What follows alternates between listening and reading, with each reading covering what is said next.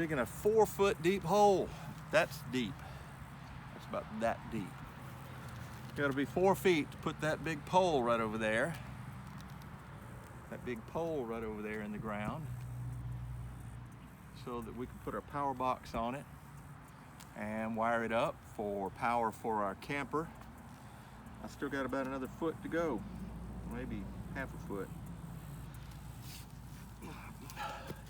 That'll be power for our camper and power to do our construction on the house. So anyway, over there in Thailand with all those sweet little kids that we rescued that were abandoned and orphaned, and I would tell them stories. They'd always want to hear stories, and I'd tell them about Jed and his family, how they moved to Beverly. And they got tired of hearing that story.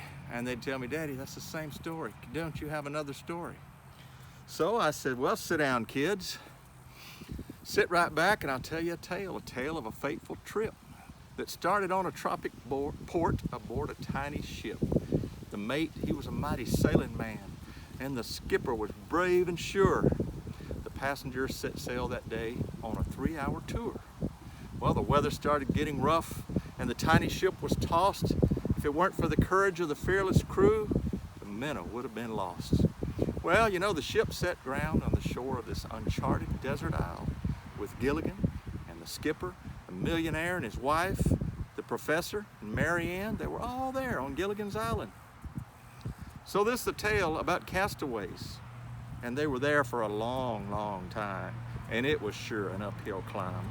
The mate and the skipper, they did everything they could to make everybody comfortable in that tropic island nest. There was not a phone, not a light, not a motor car, not a single luxury. Like Robinson Crusoe, it was primitive as can be. And so I would tell the kids that story. And sometimes it would change because sometimes I didn't always remember it right. But anyway, the kids didn't know the difference, but they thought it was a cool story.